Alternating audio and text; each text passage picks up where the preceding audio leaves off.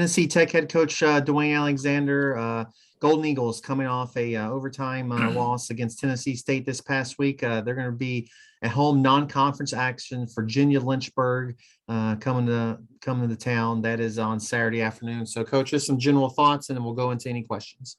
Very hard fought game at Nissan Stadium against TSU. A lot of credit to Coach George, for what Eddie and that staff has done with that team. They continue to get better every week, and they certainly played a very good football game on Saturday. We knew it would be a tough environment to go in and play, and as always, it was. We got a great effort from them. We got a great effort from our team. There was a lot of big plays in the game. I thought both teams showed some mental toughness and character. I'm proud of my team and how they responded at different times in the game. And I know Coach George is very proud of his as well. So it was that type of game. It was an overtime game is how it ended up. But, we had an early stop there, an early situation where we went for it and didn't get it. And they got the ball down inside our 2-yard line. We were able to create a turnover and then turn around and take the ball and drive it and get a field goal, took it off our own 1-yard line. I was very proud of our team for that. I thought the key scenario in the game was the end of the third quarter, early fourth quarter. We had at the very end of the third quarter, start of the first play of the fourth quarter, we had it 4th and 2 at their 30-yard line, and wasn't able to convert on the 4th and 2. They took the next play, and Rodell Rahman went 56 yards, on a boy. I tell you what, now he's a matchup problem. He's 6'4", 230 pounds, and can run. One of the fastest guys on the field. They hit a big play on us, went ahead. We responded with a 74-yard drive, a 13-play, 75-yard drive. We responded to go ahead, 13-10 in the game. We go in and stop them. We've got the ball driving again, and just had an unfortunate penalty there that knocked us out of a 2nd and 3 on their 35-yard line that put us back 2nd and 18 on the other side of the 50. We couldn't convert. I had to punt. They get the ball with on their own 12-yard line with 3 minutes and 27 seconds, and credit to them. They were able to take it, go 12 plays, and kick the field goal. At the end, proud of our guys, how they bowed their neck and made them kick the field goal. At least they didn't give up the touchdown. But then overtime, we just came up a little short. It's one of those games to where, typical of any OVC game against a really good opponent, you can look down as 3 or 4 plays in the game. If you could make them, you had a chance to win. If they made them, they win. So that's part of it. You got to have a 24-hour rule in football. Win or lose, you better put it behind you. This one, I will say, took the entire 24 hours to kind of get just to get the taste out of your mouth. It was just such a hard-fought game, and we had the opportunity there late in the fourth quarter to win the game, and wasn't able to do it. So, I was really proud of our practice this morning, how our guys have responded, and you look around at the league right now, all you can do is say, just cinch up and go play the next week, because it's crazy how this whole thing can finish out. All you can do is take care of your team. And we got back on the practice field this morning, had a good practice, and getting ready for a home game here on Saturday. If anybody has questions, let me know down in the chat, and I will call on you. Earlier in the year, you had the back-to-back games. It's really good opponents. Furman and Tennessee were there for a while. You were struggling, but then you won 2 in a row, and now you're right there in this game. What have you seen maybe the biggest improvements in areas that have led to your team, winning and being in all these games since? Yeah, well, we're taking care of the football, better. We did that at North Carolina Central. We were at SEMO the second half of the Southeast Missouri game. We did not have a turnover, in the game. We actually created a turnover that was really big for us in that game. The SEMO game, same way. We created a turnover with an interception that led to a score. Did not turn it over in the second half.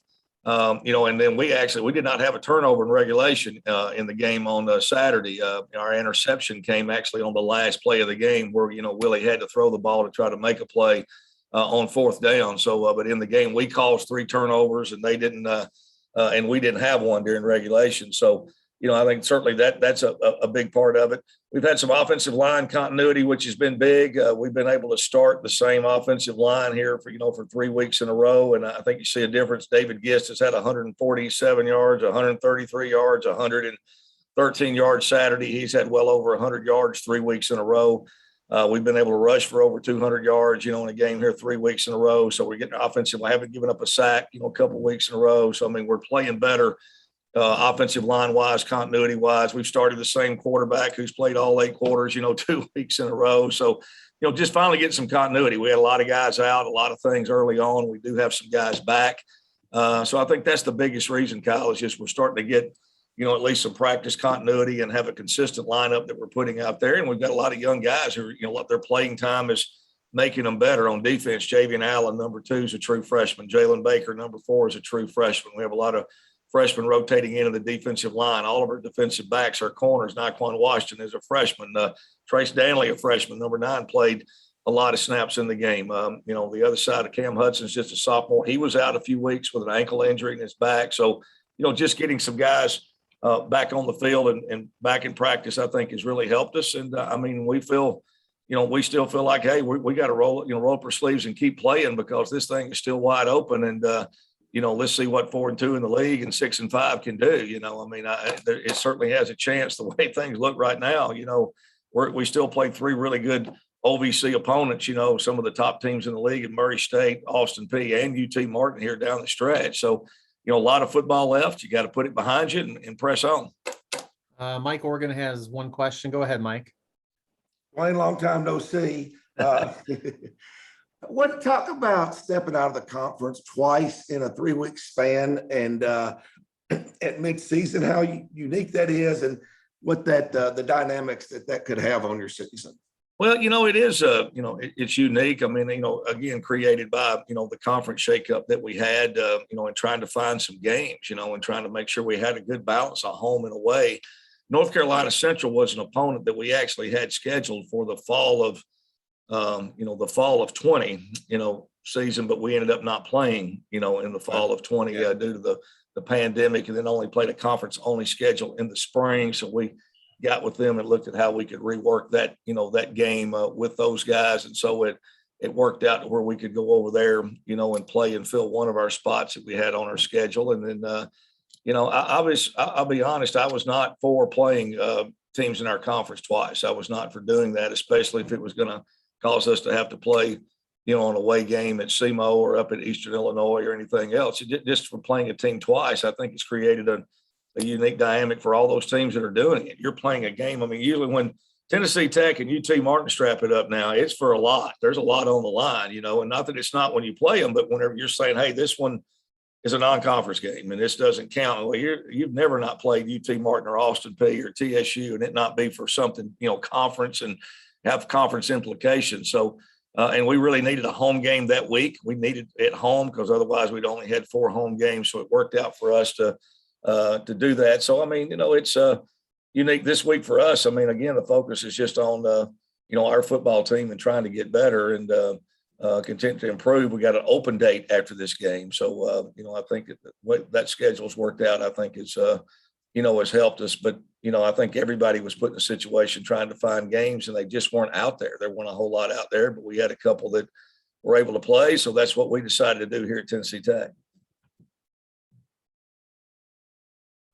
You mentioned that open date then, because you said after that you're going to have 3 really good OVC opponents. Mm-hmm. So most coaches would say you probably want your open date maybe in the middle, but does that seem like the perfect time for you all to have it before those key OVC games? Well, the way it's worked out, I think it has worked out good for us. I think it's a good time to have it. Again, we have the non-conference game this week, and then we're going to have an open date. And really for us, where you're at, usually any team, if you gone through preseason camp and played 7 straight games, just from an injury standpoint, we've been fortunate to get some guys back the last couple of weeks, and they have not gotten re-injured, and they're getting healthier. And I think, we can get through this week and have a good open date. We'll have an opportunity to really be at full strength, so I think it does help us. And, again, 3 outstanding opponents, Murray, who was picked to win the conference, preseason, UT Martin, who's playing, outstanding right now. Their transfer quarterback is off the charts, playing really, really good. And,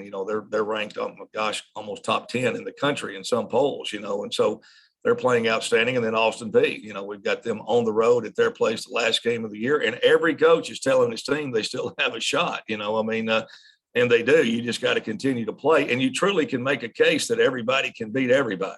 There's no doubt about that. The scores show that. You look at the scores and, you look at them. The one thing the only reason you look at the scores is you keep preaching to your team. You still got a shot. You just got to keep playing. You got to find a way to string together some wins, and you're not out of it. But if you're trying to look at the scores to make sense out of who's the better team, you better not do that. I can tell you that's a recipe for disaster as far as that that line of thinking. So you have to take each opponent on their own. But we do have 3 big OVC games left down the stretch on our schedule, and so the open date will come at a good time, I think, to help us there and help us as a staff to get some just some extra evaluation and film of our own team and of the opponents that we would have left down the stretch.